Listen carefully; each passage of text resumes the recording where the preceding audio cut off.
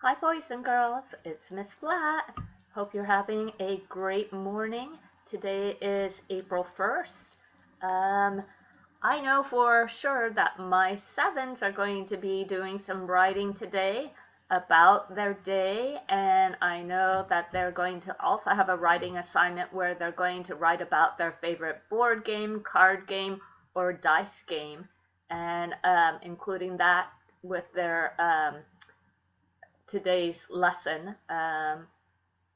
As far as 6-year-olds, I know you're still working on your character story, so keep going on that. And I also have some fun activities for sevens for math. Um, since I'm here in California, it's hard for me to talk to Mr. Abel all the time, but maybe what we'll end up doing is having two morning messages, one from him, one from me on this coast. Um, but I do truly hope that you have a great day of learning, and I'll talk to you tomorrow.